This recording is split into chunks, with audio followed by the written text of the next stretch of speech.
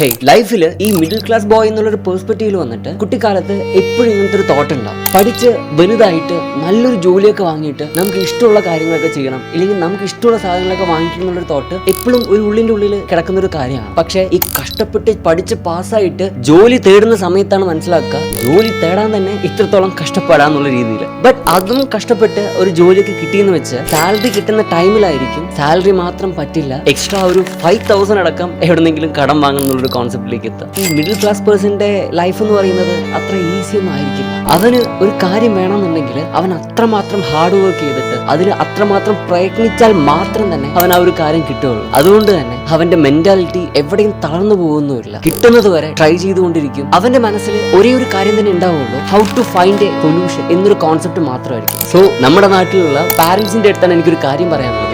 നിങ്ങൾ ഈ പെൺകുട്ടികൾക്ക് ചെക്കനെ നോക്കുന്ന സമയത്ത് അവന് ഗവൺമെന്റ് ജോലി ഉണ്ടോ, അവന് 2 ലക്ഷം സാലറി ഉണ്ടോ, അവൻ ഇന്ന മതമാണോ, അവൻ ഇന്ന ജാതിയാണോ, അവൻ നമ്മുടെ കൂട്ടരാണോ, ഇങ്ങനെയൊന്നും നോക്കാണ്ട് അവൻ നമ്മുടെ പെൺകുട്ടീനെ നന്നായിട്ട് നോക്കുമോ, അവൻ നല്ല സ്വഭാവമുള്ള ഒരു പേഴ്സൺ ആണോ, ഇല്ലെങ്കിൽ അവന് വല്ല ദുശീലം ഉണ്ടോ, ഇങ്ങനത്തെ കോൺസെപ്റ്റ് ഒക്കെ നോക്കുന്നത് കുറച്ചുകൂടി ബെറ്റർ ആയിരിക്കും. 60,000 രൂപ സാലറി ഉണ്ടെങ്കിൽ പോലും അവൻ അവളെ പൊന്നു പോലെ ആയിരിക്കും നോക്കുന്നുണ്ടാവാം, ഇല്ലെങ്കിൽ അവൾക്ക് തിരിച്ചു ആവാം, അത് വേറെ കാര്യം.